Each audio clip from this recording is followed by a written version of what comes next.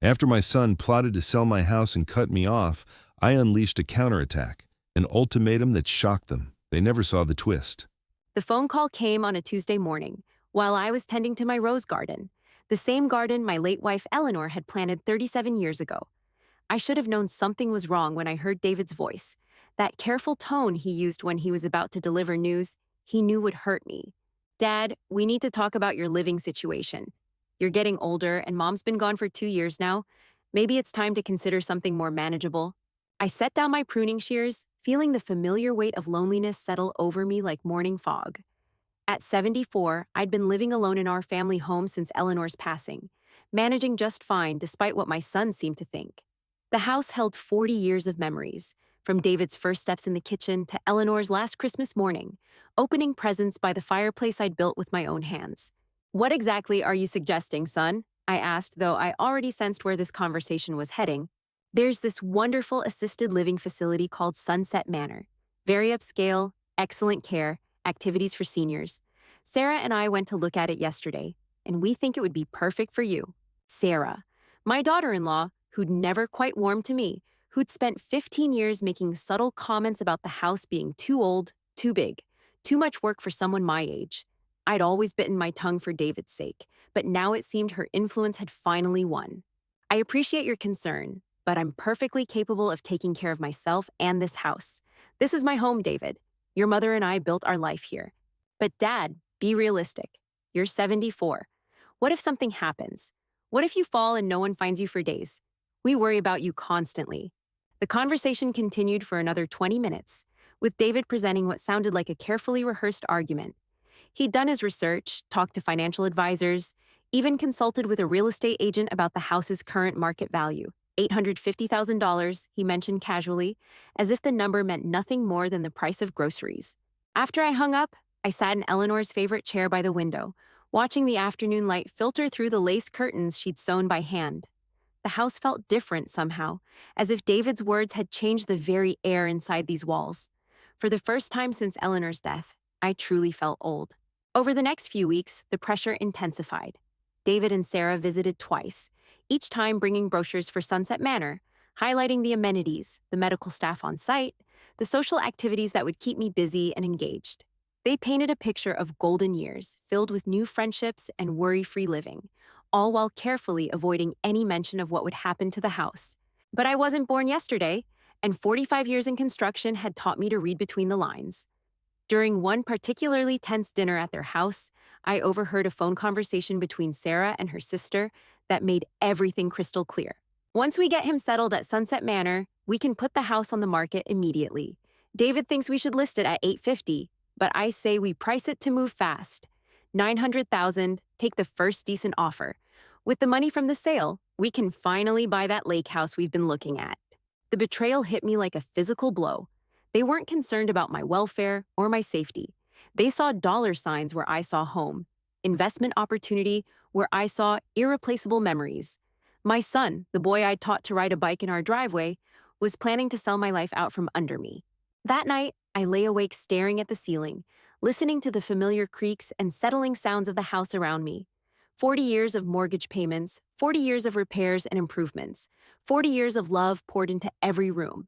Eleanor and I had scraped together the down payment when David was just 2 years old, working double shifts and saving every penny to make this dream a reality.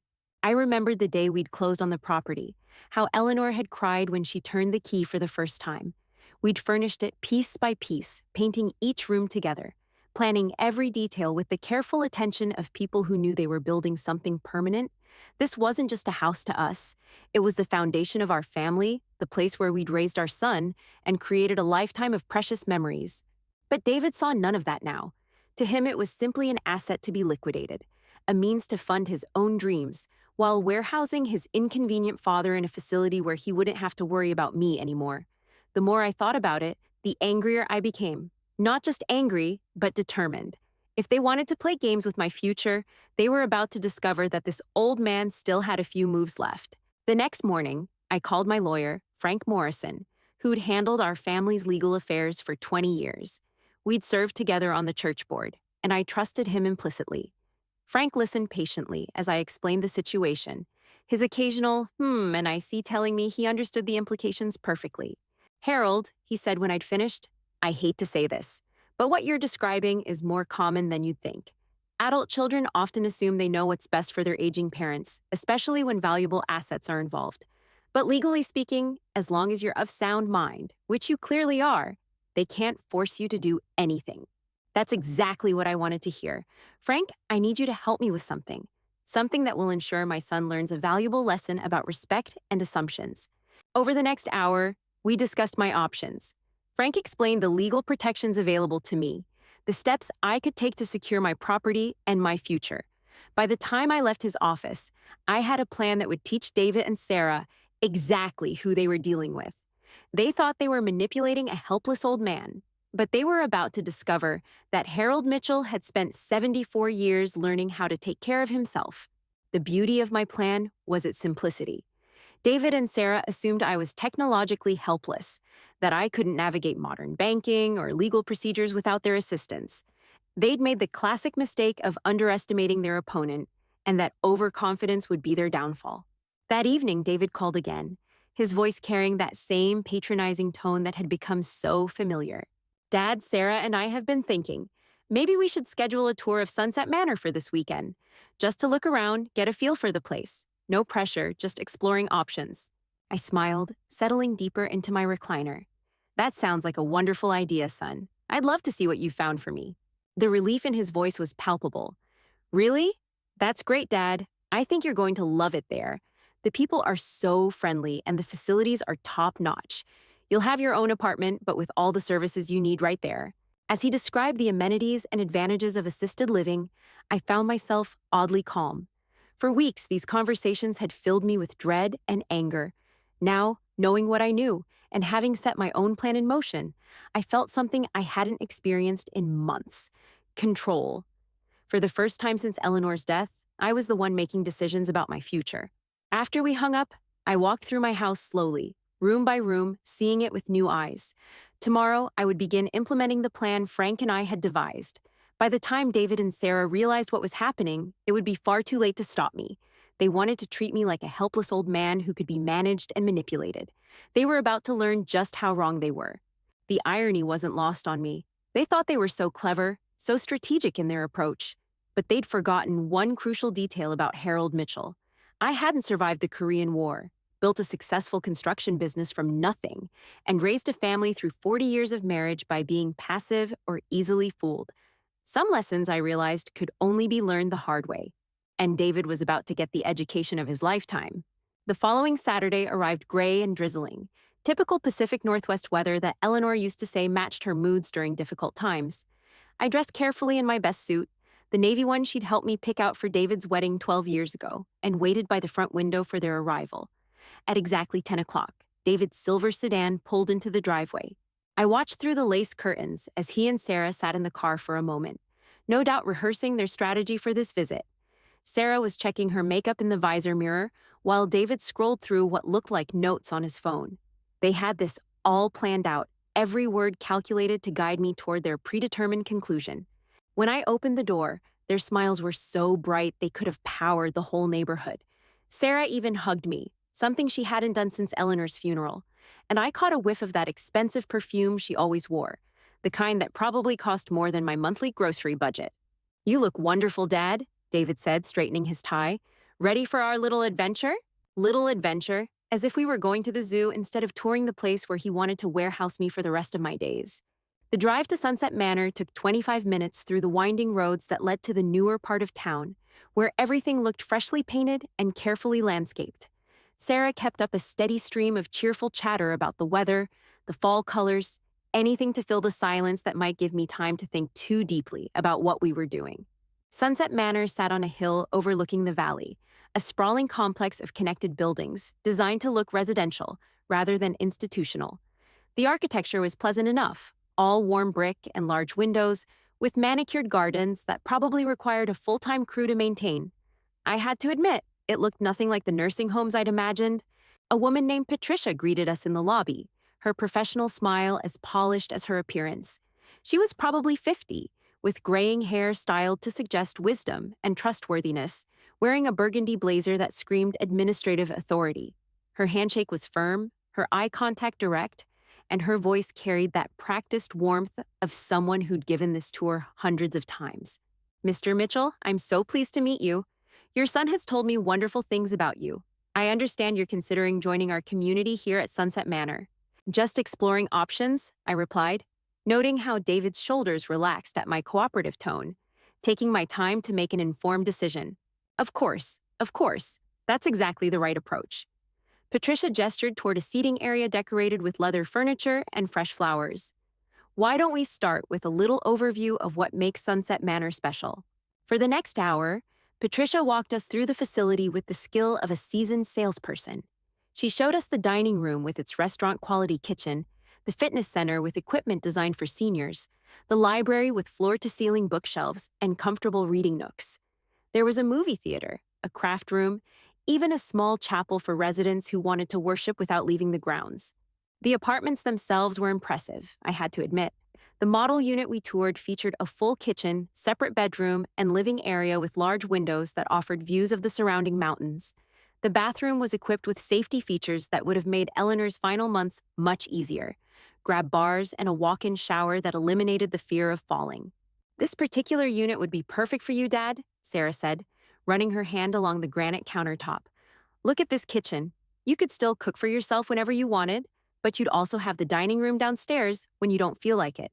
David nodded enthusiastically. And think about the peace of mind, knowing there's medical staff available 24 hours a day. Remember when you had that dizzy spell last month? Here, help would be just a button push away. They were good. I had to give them that. Every concern they raised was legitimate. Every benefit they highlighted was real. If I'd been the confused, overwhelmed widower they thought I was, I might have been convinced. The place was beautiful, the staff seemed caring, and the other residents I'd met during our tour appeared content with their lives here. But I wasn't confused or overwhelmed. I was angry, and I was planning. Patricia quoted the monthly fees with the delicate precision of someone who'd learned to deliver expensive news gently. $5,800 for the apartment we'd seen, with additional charges for various levels of care as they became necessary. David didn't even blink at the numbers, which told me he'd already done the math on selling my house. We can certainly work with you on the financial arrangements, Patricia continued smoothly. Many of our residents choose to sell their family homes to fund their stay here. It's actually quite common, and it frees them from the burden of maintaining a large property they no longer need. The burden of maintaining a large property, my home, reduced to a burden in a single sentence. That's exactly what we were thinking, Sarah said, her voice bright with enthusiasm. Harold's house is far too big for one person, and the upkeep is becoming overwhelming for someone his age. I smiled and nodded, playing the role of the agreeable old man they expected. You've all certainly given me a lot to think about. This is a beautiful place, and I can see why people would be happy here. The relief on their faces was almost comical. They thought they'd won, that their careful presentation had achieved its intended result. David squeezed my shoulder in what he probably thought was a gesture of support and affection. I knew you'd see the wisdom in this, Dad. We just want what's best for you. On the drive home, they chatted excitedly about floor plans and moving timelines, discussing my future as if I wasn't sitting in the back seat listening to every word. Sarah suggested I could move in before Christmas, giving them time to get the house ready for a spring listing when the market would be most favorable. It's really the perfect solution, she said, turning in her seat to look at me. You'll have so much less to worry about, and David and I will have peace of mind knowing you're safe and cared for. I made all the right noises, asked all the appropriate questions, played the part of the grateful father who'd finally seen the light. But inside, I was counting down the hours until Monday morning, when the real work would begin. That night, I sat in Eleanor's chair with a cup of tea and my old photo albums, looking through 40 years of memories captured in fading color prints. David's first day of school, standing proud in his new sneakers by our front door. Eleanor in our kitchen, flower in her hair from baking Christmas cookies. Family barbecues in our backyard, birthday parties in our living room. Quiet Sunday mornings reading the paper together at our dining room table. Every photograph had been taken in this house, in these rooms, surrounded by the life we'd built together. To David and Sarah, it was just real estate, square footage, and market value. To me, it was everything that mattered, everything that remained of the woman I'd loved for 43 years and the family we'd created together. They wanted to erase all of that for their own convenience and profit. They thought they could manipulate me with guilt and fear, convince me that I was too old and helpless to make my own decisions. Tomorrow, they would learn exactly how wrong they were about Harold Mitchell. I closed the photo album and walked to my bedroom, stopping to look at the framed wedding picture on Eleanor's dresser. We'd been so young then, so full of hope and dreams for the future. She'd have been furious about what David was trying to do and proud of what I was planning in response. Some battles, I realized, were worth fighting regardless of the cost, and this was definitely one of them. Monday morning brought the kind of crisp autumn air that Eleanor had always loved, perfect weather for new beginnings. I was up before dawn, something that had become routine in the 2 years since her passing, but today felt different. Today, I wasn't just going through the motions of another lonely day. Today, I was taking action. My first stop was First National Bank, where I'd done business for over 30 years. Margaret Hendricks, the branch manager, greeted me with the warm familiarity of someone who'd watched me deposit paychecks from my construction company and withdraw funds for David's college tuition. "Harold, what brings you in so early this morning?" she asked, gesturing toward her office. "I need to make some changes to my accounts, Margaret. Some significant changes that require your personal attention." For the next hour, we worked through the details of what Frank Morrison had recommended.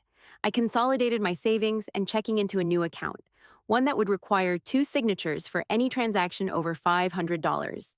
The second signature would be Frank's, ensuring that no one, not even David with his power of attorney documents that he thought I didn't know about, could access my money without proper legal representation. "Are you sure about this, Harold?" Margaret asked, reviewing the paperwork. "These are pretty restrictive conditions you're placing on your own accounts." "I'm very sure, Margaret. Sometimes a man has to protect himself from people he thought he could trust." She didn't ask for details, but I could see the understanding in her eyes. She'd probably seen similar situations before, families who viewed aging parents as obstacles to be managed rather than people to be respected. Next, I drove to the courthouse, where Frank was waiting with a stack of documents that would change everything. The notary public, a thin woman with kind eyes named Ruth, walked me through each signature, explaining what I was authorizing in language so clear that even David would understand when the time came. The most important document was a trust agreement, something Frank had suggested as the ultimate protection against my son's schemes. By transferring ownership of my house to the Harold and Eleanor Mitchell Family Trust, I maintained complete control over the property while making it impossible for anyone else to sell it without my explicit written consent. "This creates what we call a legal fortress around your home," Frank explained as I signed the final page. "Even if someone were to challenge your mental competency, which they can't because we've had you evaluated by Dr. Patterson, they still couldn't touch the house because it's owned by the trust, not by you personally." The psychological evaluation had been Frank's idea, a preemptive strike against any future claims that I wasn't capable of making my own decisions. Dr. Patterson, a neuropsychologist who specialized in elderly cognitive assessment, had put me through 3 hours of tests that covered everything from basic memory to complex problem solving. The results, which Frank now held in a sealed envelope, would be my insurance policy against David's inevitable accusations. By noon, I was back home, legally armed and dangerous to anyone who thought they could manipulate Harold Mitchell. I made myself a sandwich and sat at my kitchen table, looking around at the familiar surroundings with a sense of satisfaction I hadn't felt in months. Every cabinet door, every light switch, every window in this house had been touched by Eleanor's hands. David might see dollar signs, but I saw love made tangible. The phone rang at exactly 2:30, right on schedule. David's voice carried that forced cheerfulness that had become so familiar. "Dad, I've been thinking about our visit to Sunset Manor. Sarah and I would love to help you start making arrangements. Maybe we could meet with their financial counselor this week just to get the paperwork started." I let him talk for several minutes, outlining his timeline for getting me settled in my new home before the holidays. He'd already spoken with a real estate agent, he mentioned casually, just to get a preliminary market analysis of the house. Nothing official, of course, just exploring options. "That sounds wonderful, son," I said when he finally paused for breath. "I'm glad to know you're thinking ahead. Actually, I've been making some arrangements of my own." "Really? What kind of arrangements?" "Well, I met with Frank Morrison this morning. You remember Frank, don't you? He handled the legal work when your mother and I bought this house." There was a slight pause on David's end, the first crack in his confident facade. "Of course I remember Frank. Is everything okay? You're not having legal problems, are you?" "Oh no, nothing like that. I just wanted to make sure all my affairs were in order before making any big decisions about my living situation. You know how your mother always said it's better to be prepared. That's very responsible of you, Dad. David's voice had taken on a careful quality, like someone walking through a minefield. What kind of preparations did you make? I could hear Sarah in the background, asking questions that David was clearly trying to deflect. They hadn't expected this development, and their surprise was almost amusing. Just some basic estate planning, son. Making sure the house and my finances are properly protected. Frank suggested setting up a trust to avoid probate issues down the road. Very common for people my age, apparently. The silence on David's end stretched long enough that I wondered if the call had dropped. When he finally spoke, his voice had lost all pretense of casual conversation. Dad, you didn't sign anything without discussing it with us first, did you? These legal matters can be very complicated, and there are people who take advantage of elderly clients who don't understand what they're agreeing to. Elderly clients who don't understand. There it was, the assumption that had driven his entire scheme. In David's mind, I was too old and confused to make my own decisions. A convenient fiction that justified treating me like a child. I understand perfectly well what I signed, David. Frank explained everything very thoroughly, and I even had an independent evaluation done to make sure my judgment was sound. Dr. Patterson was very complimentary about my mental acuity, actually. Another long pause, followed by muffled conversation between David and Sarah. I could practically hear their panic through the phone line. Listen, Dad, why don't Sarah and I come over tonight? We can look at whatever paperwork you signed, make sure everything is in your best interest. I smiled, settling deeper into Eleanor's favorite chair. That won't be necessary, son. Frank made sure everything was exactly as I wanted it. But I do appreciate your concern. After I hung up, I walked to the kitchen window and looked out at Eleanor's rose garden. The bushes were dormant now, preparing for winter's rest. But come spring, they would bloom again with the same beauty that had captivated her for 37 years. That garden, like this house, was worth protecting from people who couldn't see past their own immediate desires. The doorbell rang at 7 o'clock sharp. Through the peephole, I could see David and Sarah standing on my porch, both wearing expressions of barely controlled anxiety. David carried a briefcase, probably filled with documents meant to undo whatever legal protections I'd put in place. Dad, we need to talk, David said as soon as I opened the door. Sarah was right behind him, her smile strained and artificial. Of course, come in. I stepped aside, noting how they both scanned the living room as if looking for evidence of my supposed mental decline. We've been thinking about our conversation this afternoon, Sarah began, settling onto the couch with the careful precision of someone choosing their words carefully. We're concerned that you might have made some hasty decisions without fully considering all the implications. David opened his briefcase and pulled out a folder thick with papers. I brought some information about trust arrangements that might be more suitable for your situation. Some of these legal setups can be quite restrictive, and you might find yourself unable to access your own money when you need it. I sat across from them in my recliner, the same spot where I'd received countless visits over the years. Birthday celebrations, holiday gatherings, quiet evenings when David would bring his homework to my table and Eleanor would help him with math problems. Now he sat in my living room trying to convince me that I was too incompetent to manage my own affairs. I appreciate your concern, but Frank made sure I understood exactly what I was agreeing to. The trust gives me complete control over the house and my finances, while protecting both from any future complications. What kind of complications? Sarah's voice had an edge now, the polite facade beginning to slip. Oh, unscrupulous people who might try to take advantage of an elderly widower. People who might pressure someone into making decisions that benefit them more than the person they claim to care about. The words hung in the air like smoke from a gun barrel. David's face flushed red while Sarah went pale. They finally understood that I knew exactly what they'd been planning. Dad, I think you're misunderstanding our motivations here. David's voice carried a note of desperation now. We're not trying to take advantage of you. We're trying to help you make smart decisions about your future. Are you? I leaned forward, meeting his eyes directly. Because from where I sit, it looks like you've been planning to sell my house out from under me and use the money to buy yourselves a lake house. The silence that followed was deafening. Sarah's mouth opened and closed like a fish out of water, while David stared at me with the expression of someone whose world had just shifted beneath his feet. How did you? David started, then stopped, realizing that any explanation would only confirm what I'd already discovered. I may be 74, son, but I'm not deaf, blind, or stupid. I heard your wife talking to her sister about pricing the house to move fast so you could close on your lake property. I know you've already contacted a real estate agent for a market analysis. I know you see me as an obstacle to be removed rather than a father to be respected. Sarah found her voice first, though it came out smaller than usual. Harold, you're taking things out of context. We never said we were going to force you to sell the house. No, you just planned to manipulate me into agreeing by convincing me I was too old and helpless to live here safely. Then you'd swoop in as my concerned children, generously offering to handle all the complicated details of selling my home and managing my money. David stood up abruptly, his professional composure finally cracking completely. This is ridiculous. You're paranoid and suspicious, seeing conspiracies where there aren't any. Maybe we were right to be concerned about your mental state. And there it was, the accusation I'd been expecting. When manipulation failed, the next step was always to question the victim's sanity. I stood up as well, feeling taller and stronger than I had in months. If you're questioning my mental state, David, I have some documents you might find interesting. I walked to my desk and pulled out the sealed envelope Dr. Patterson had given me that morning. The psychological evaluation Frank had recommended as protection against exactly this kind of accusation. Comprehensive cognitive assessment performed this morning by Dr. Patricia Patterson, a board-certified neuropsychologist. Would you like me to read you the summary, or can you manage it yourself? David took the envelope with hands that trembled slightly, scanning the contents while Sarah read over his shoulder. I watched their faces change as they absorbed Dr. Patterson's conclusions.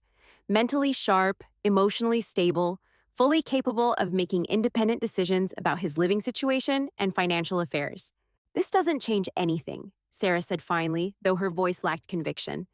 You're still living alone in a house that's too big for you, with no family nearby if something goes wrong. You're absolutely right, Sarah. I am living alone, and it is a big house. But it's my house, filled with my memories, and I'll decide what happens to it and when. I walked to the front door and opened it, the October evening air carrying the scent of fallen leaves and wood smoke from neighboring chimneys. I think it's time for you both to go home now. Take your documents and your concerns and your plans for my future and leave me to live my life the way I choose. They gathered their papers in silence, the briefcase that was supposed to contain my salvation now feeling like the weight of their defeat. David paused at the threshold, looking back at me with something that might have been regret. Dad, we really were trying to help. Maybe we went about it wrong, but we do care about you. I'm sure you do, son, but caring about someone means respecting their choices, not manipulating them into doing what you think is best. After they left, I stood in my doorway watching their taillights disappear down the street. The house felt different around me, not empty or lonely as it had for the past 2 years, but strong and secure. Eleanor's presence seemed to fill every room, her approval warming me like sunlight through the windows. She'd dressed with such care. I walked back to my chair and picked up the phone, dialing Frank's home number. When he answered, I could hear his grandchildren playing in the background, the sound of a family gathering for an ordinary Monday evening. Frank, it's Harold. I wanted you to know that your legal fortress worked exactly as planned. I'm glad to hear it, Harold. How did they take the news? About as well as you'd expect. Lots of bluster about my mental state and their good intentions, but the psychological evaluation shut that down pretty quickly.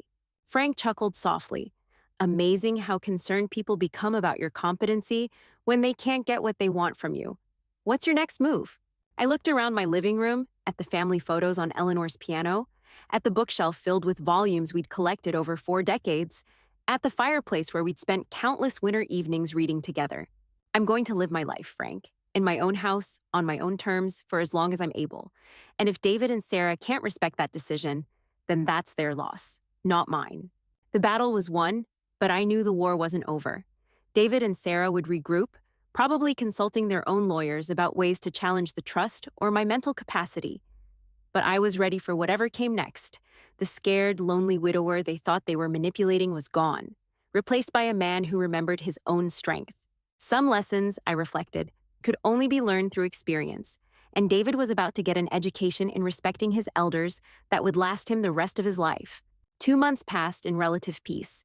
David and Sarah made no further attempts to contact me directly, though I occasionally caught sight of their car driving slowly past my house, as if they were conducting surveillance on their defeated enemy. I'd taken to waving cheerfully from my front window whenever I spotted them, a gesture that probably infuriated them more than any angry confrontation could have. Spring arrived early that year, and Eleanor's rose garden responded with an explosion of color that took my breath away. I spent my mornings tending to the plants she'd loved so much, talking to her memory as I pruned and watered and fertilized. The neighbors probably thought I was losing my mind, but I didn't care. Some conversations transcend the boundaries between life and death, and mine with Eleanor were more meaningful than anything I'd shared with the living in years. It was during one of these garden sessions that I noticed the moving truck parked 3 houses down. New neighbors were moving into the Patterson place, which had been empty since old Bill Patterson passed away last winter. I watched from behind my rose bushes as a young couple directed the movers, their excitement palpable even from a distance. The woman was pregnant, probably in her second trimester, and her husband fussed over her constantly, making sure she wasn't lifting anything heavy or standing in the sun too long. They reminded me of Eleanor and myself 40 years ago, young and hopeful and ready to build a life together in this neighborhood. That evening, I baked one of Eleanor's famous apple pies and walked down to introduce myself, carrying the dessert in the same ceramic dish my wife had used for countless welcome gifts over the decades. The couple turned out to be Mark and Jennifer Chen, both teachers at the local elementary school. Mark taught 4th grade while Jennifer handled kindergarten, and they were expecting their first child in September. Their enthusiasm was infectious as they showed me through their new home, pointing out features they plan to improve and spaces they imagined filling with children's laughter. "Mr. Mitchell," Jennifer said as I prepared to leave, "would you like to join us for dinner sometime this week? We'd love to hear stories about the neighborhood, and Mark makes an incredible lasagna." I accepted gratefully, realizing how long it had been since anyone had invited me to share a meal that didn't come with ulterior motives. The following Thursday, I found myself sitting at their kitchen table, regaling them with tales of 40 years in this community while savoring the best Italian food I'd tasted since Eleanor's passing. During dessert, Mark mentioned that they were looking for someone to check on their house occasionally when they traveled to visit family. Nothing major, just collecting mail and making sure everything looked lived in while they were away. The pay would be modest but regular, and it would give them peace of mind, knowing a trusted neighbor was keeping an eye on things. "I'd love to help," I told them, meaning every word. It's been too long since I felt useful to anyone. That night, I called Frank to update him on David and Sarah's continued surveillance and my new friendship with the Chens. He listened with the patience of someone who'd become more than just my lawyer over the past few months. "Harold, I've been thinking about your situation," he said when I'd finished my update. "Have you considered what you want to happen to the house when you're gone? The trust protects it while you're alive, but you'll need to specify your wishes for after your death." The question caught me off guard. In all my planning to protect the house from David's immediate schemes, I hadn't thought much about its ultimate fate. Eleanor and I had always assumed it would go to our son, back when we believed he would cherish it as we had. "What are my options, Frank?" "Well, you could leave it to David with conditions attached, requiring him to live in it for a certain period or prohibiting him from selling it immediately. You could donate it to a charitable organization that would use it for housing families in need. You could even sell it yourself and donate the proceeds to causes you care about. Or," Frank continued with a slight smile in his voice, "you could leave it to someone who would appreciate it the way you and Eleanor did. Someone who understands that a home is more than just a financial asset."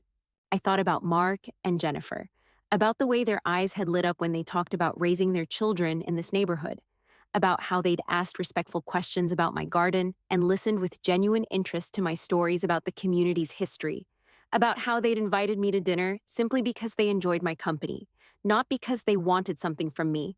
"That's an interesting thought, Frank. Let me consider my options." Over the next few weeks, I found myself spending more time with the Chens than I had with anyone since Eleanor's death. Mark helped me repair a section of fence that had been damaged in the winter storms, while Jennifer taught me to use a smartphone so I could stay connected with the world beyond my garden. In return, I shared 40 years of neighborhood wisdom, from which contractors could be trusted to where the best grocery deals could be found.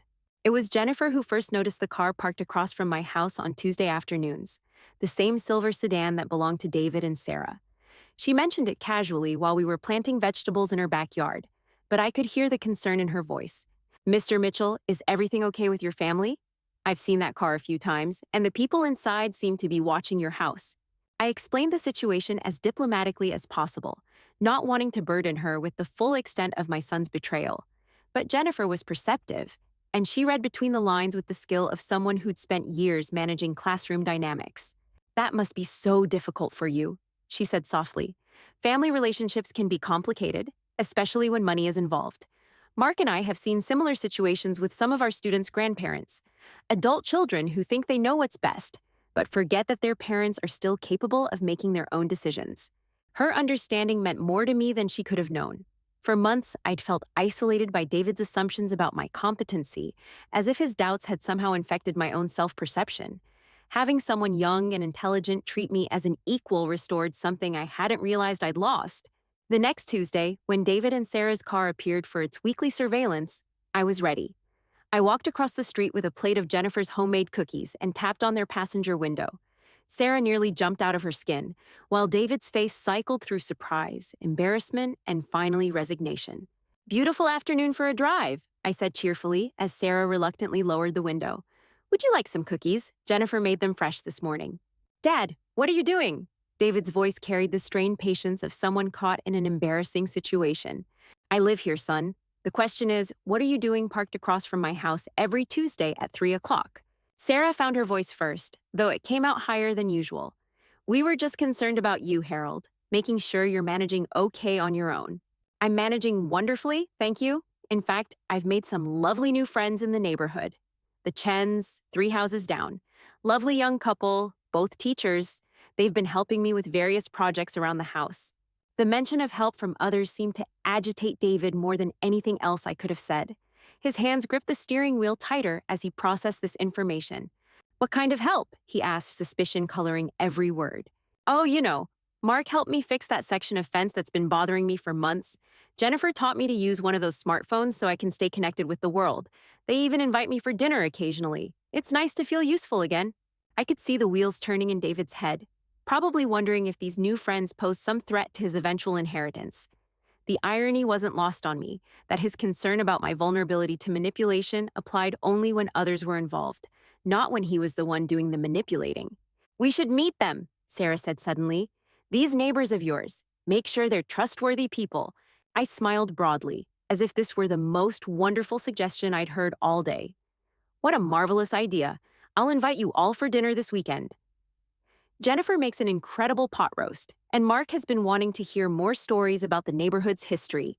"You could share some of your memories from when you were growing up here, David." The trapped expression on my son's face told me he'd realized too late that his wife's suggestion had backfired spectacularly. The last thing they wanted was to sit through a social evening where I appeared happy, healthy, and surrounded by people who treated me with respect. "Actually, we're quite busy this weekend," David said quickly. "Maybe some other time." "Of course," I replied, still maintaining my cheerful demeanor. "Well, I should let you get back to your drive. Enjoy those cookies." I walked back to my house with a spring in my step that I hadn't felt in years. Through my front window, I watched their car sit motionless for another 5 minutes before finally driving away. They wouldn't be back the following Tuesday, I was certain. Nothing deflated surveillance quite like being cheerfully acknowledged by your target. That evening, I called Frank with another update. He listened to my account of the afternoon's encounter with obvious amusement, chuckling at several points during my description of David and Sarah's discomfort. "Harold, you're handling this perfectly. By building new relationships and maintaining your independence, you're demonstrating exactly what they claimed you couldn't do. Living alone and thriving while doing it." "Frank, I've been thinking more about our conversation regarding the house's future. I'd like to schedule another meeting to discuss some specific ideas I've been considering." "Excellent. How about Thursday morning? I'll have my secretary prepare some options for you to review." After we hung up, I walked through my house slowly, seeing it with fresh eyes once again. But this time, instead of remembering only the past, I found myself imagining its future. Mark and Jennifer's children running through these same hallways where David had played 40 years ago. Birthday parties in the living room, Christmas mornings by the fireplace, quiet evenings in Eleanor's chair with bedtime stories and homework help. The house deserved to be filled with love again, not sold off to fund someone else's vacation property. David had made his choice when he decided to treat me like an obstacle rather than his father. Now I would make mine, and it would be a choice that honored both the past I'd built with Eleanor and the future I could still influence. Some gifts I realized were meant to be earned through respect and appreciation, not inherited through blood alone. And some lessons could only be learned when the consequences were real and irreversible. Thursday morning would bring new possibilities, and for the first time since Eleanor's death, I was genuinely excited about what lay ahead. Thursday morning arrived with the kind of sunshine that Eleanor always claimed was heaven's way of blessing important decisions. I dressed carefully in my good gray suit and walked to Frank's office with a sense of purpose I hadn't felt since the day I'd signed my first construction contract 43 years ago. Frank had prepared a comprehensive array of estate planning documents, each option laid out with the meticulous attention to detail that had made him the most trusted lawyer in our community. But my mind was already made up. The events of the past few months had crystallized something that had been forming since that first manipulative phone call from David. Harold, before we discuss the specifics, Frank said, settling behind his mahogany desk, I want you to understand that whatever decision you make today can be changed later if circumstances warrant it. Estate planning isn't carved in stone. I appreciate that, Frank, but I don't think I'll be changing my mind. David made his choice when he decided I was too incompetent to live in my own home. Now I'm making mine. For the next 2 hours, we worked through the details of a plan that would have made Eleanor proud. The Harold and Eleanor Mitchell Family Trust would continue protecting the house during my lifetime, but upon my death, ownership would transfer not to my son, but to a housing foundation that would ensure the property served families who truly needed it. Specifically, the house would become part of the Teachers' Housing Initiative, providing affordable accommodation for young educators starting their careers in our community. Mark and Jennifer would have the first option to purchase it at below market value, with the understanding that they would maintain Eleanor's garden and preserve the home's character for future generations. The remaining proceeds from the eventual sale would establish a scholarship fund in Eleanor's name, helping other young couples achieve the dream of home ownership that she and I had fought so hard to realize decades ago. This is a beautiful legacy, Harold, Frank said as I signed the final documents. Eleanor would be so proud of what you're creating here. She always said that houses were meant to shelter love, not generate profit. This way, our home will continue doing what it was always meant to do. The legal paperwork was just the beginning. Over the following weeks, I began preparing the house itself for its future role. I spent hours organizing Eleanor's belongings, deciding which items held enough sentimental value to keep and which could be donated to families who would appreciate them.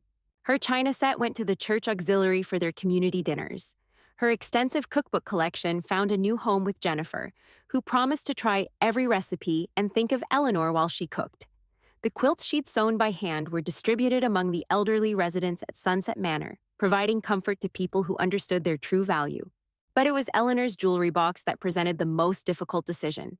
David had always assumed those pieces would eventually go to Sarah, despite the fact that his wife had shown little interest in Eleanor's simple, elegant taste. The engagement ring I'd saved 6 months to afford, the pearl necklace that had been Eleanor's mother's, the small gold locket containing our wedding photo. Jennifer noticed my hesitation when I was sorting through these treasures one afternoon. We'd fallen into a comfortable routine of her stopping by after school to help with various tasks, and her presence made the emotional work more bearable. Mr. Mitchell, those are beautiful pieces. Your wife had exquisite taste. She did indeed. I held up the pearl necklace, remembering how it had caught the light during our last anniversary dinner. David's wife never appreciated Eleanor's jewelry, called it old-fashioned and outdated.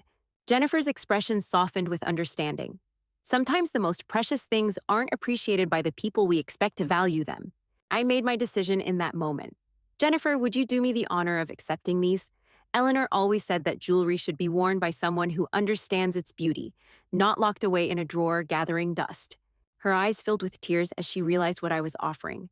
Mr. Mitchell, I couldn't possibly accept something so valuable. These should go to your family. You are my family now, Jennifer. You and Mark have shown me more genuine care in 6 months than my own son has in 6 years. Eleanor would want her jewelry worn by someone who appreciates love over luxury. The transformation of the house continued through the summer. Mark helped me convert Eleanor's sewing room into a small nursery, painting the walls a cheerful yellow and installing safety features that would protect their coming child. Jennifer organized the extensive library that Eleanor and I had accumulated over 4 decades, creating a reading nook that would inspire future generations to discover the magic of books. But it was the garden that became our most ambitious project. Eleanor's roses were thriving under my continued care, but the vegetable patch had been neglected since her death. Together, we restored it to its former glory, planting tomatoes and peppers, herbs and flowers, creating a space where children could learn about growth and patience and the satisfaction of nurturing living things. David and Sarah's surveillance had ended after that awkward encounter with the cookies. But I occasionally received phone calls that grew increasingly desperate as they realized their plans were unraveling beyond repair. Dad, I heard from Margaret at the bank that you've been making some unusual financial arrangements, David said during one particularly tense conversation in July. Are you sure you're thinking clearly about all this? Maybe we should sit down with a financial advisor and review your decisions. I'm thinking more clearly than I have in years, son. And I have been working with advisors, people who understand that my money should serve my values, not someone else's ambitions. But what about my inheritance? What about the house Mom and I grew up in? The house will continue serving families who need it, just as it served us.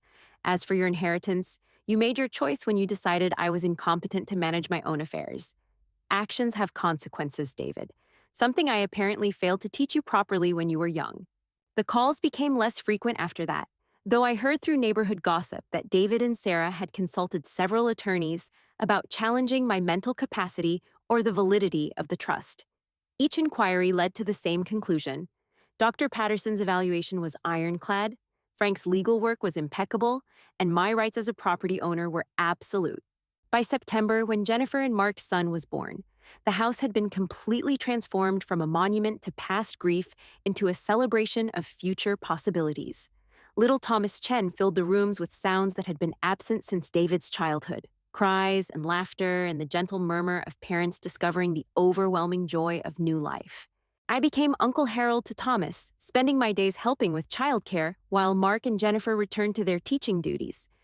The baby seemed to find my weathered hands and gravelly voice soothing, often falling asleep in my arms while I told him stories about his neighborhood's history and the woman who would have loved him like her own grandson. One October afternoon, exactly a year after David's first manipulative phone call, I was sitting on my front porch with Thomas sleeping in his carrier beside me when that familiar silver sedan appeared at the end of the street. But this time, instead of parking for surveillance, it pulled directly into my driveway. David emerged alone, his face bearing the weight of 12 months of frustration and defeat. Sarah remained in the car, probably afraid to face the man whose life she'd tried to restructure for her own benefit. Dad, we need to talk, David said, climbing the porch steps with the heavy tread of someone carrying an enormous burden. Of course, son. Have a seat, but keep your voice down. Thomas is sleeping, and Jennifer will have my head if we wake him. David's eyes widened as he noticed the baby carrier, then traveled around the porch, taking in the obvious signs of family life that had replaced the lonely isolation he'd expected to find. Children's toys in the yard, a second car in the driveway that belonged to Mark and Jennifer, the sound of laughter drifting from the backyard where Jennifer was hanging laundry. Whose baby is that? He asked, his voice carefully controlled. Thomas Chen, born 6 weeks ago. Mark and Jennifer are living here now, helping me maintain the house and providing the kind of family atmosphere your mother always wanted. The words hit David like physical blows. Living here? But this is our family home. They can't just move in and take over. They're not taking over anything, David. They're sharing a home with someone who appreciates their company. Something you chose not to do when you decided I was too much of a burden for your lifestyle. We never said you were a burden, Dad. We were concerned about your safety, your ability to maintain this big house alone. I stood up slowly, feeling every one of my 75 years, but also feeling stronger than I had in decades. David, I'm going to tell you something your mother would have said if she were still here. Love isn't about making convenient arrangements for the people you claim to care about. Love is about respecting their choices, even when those choices don't serve your immediate interests. Thomas stirred in his carrier, and I automatically began rocking it gently, the motion as natural as breathing after months of practice. David watched this interaction with growing realization of everything he'd lost through his manipulation and greed. What happens to the house now, Dad? When you're gone, what happens to everything Mom and I built here? The house will continue serving families who need it, just as it served us. There's a foundation that will ensure it provides affordable housing for young teachers, people like Mark and Jennifer, who understand that a home is more than a financial investment. David's face went white as the full implications hit him. You're giving away my inheritance to strangers. I'm ensuring that your mother's legacy lives on through love and service, instead of being sold off to fund someone else's vacation property. You forfeited any claim to this house when you tried to manipulate me into abandoning it. But I'm your son. Doesn't that mean anything? Being my son means everything, David. That's why this hurts so much. You could have been part of this new family I've created here. Mark and Jennifer would have welcomed you just as they've welcomed me. But you chose manipulation over relationship, greed over love. Thomas began to fuss, and I lifted him from his carrier, cradling him against my chest with the practiced ease of someone who'd found new purpose in old age. The baby's cries stopped immediately, replaced by the contented sounds of an infant who felt safe and loved. This is what family looks like, son. Not financial arrangements or convenient solutions, but people choosing to care for each other without expecting anything in return. David sat in silence for several minutes, watching me comfort a child who wasn't related to me by blood, but who trusted me completely. When he finally spoke, his voice was barely above a whisper. Is there any way to fix this, Dad? Any way to earn back what I've lost? I looked at my son, seeing glimpses of the boy I'd raised mixed with the calculating man he'd become under Sarah's influence. The answer wasn't simple, and it wouldn't satisfy his desire for easy restoration of his privileges. David, you can't undo the choices you've made or erase the trust you've broken, but you can start making different choices going forward. You can learn to value relationships over real estate, love over money. What does that mean practically? It means accepting that your inheritance isn't guaranteed, that it must be earned through respect and genuine care. It means understanding that I've built a new family here, one based on mutual support rather than financial obligation. You can be part of that family if you're willing to change your priorities.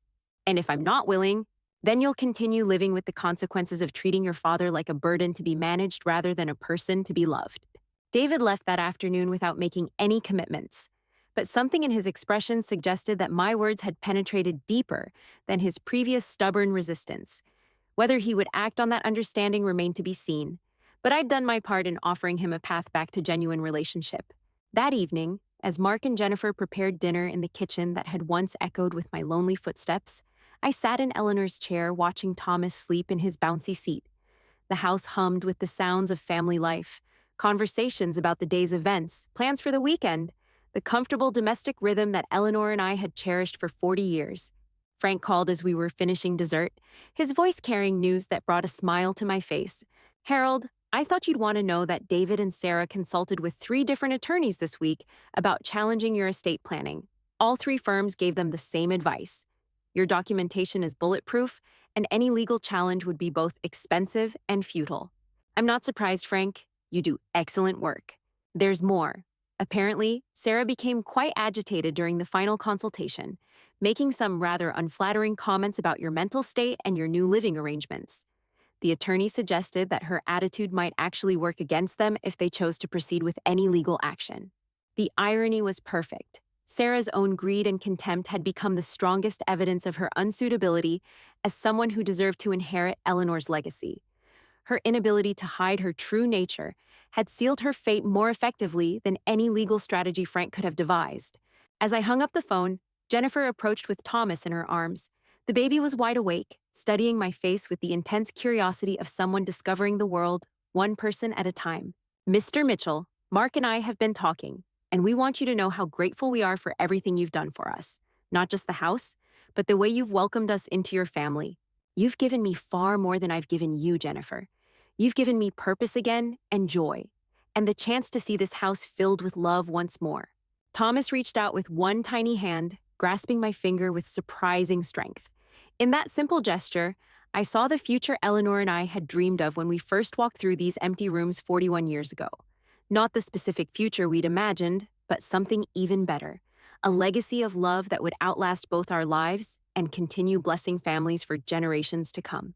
The house would survive, not as David's inheritance to be liquidated for profit, but as Eleanor's true memorial, sheltering love and nurturing dreams exactly as she would have wanted.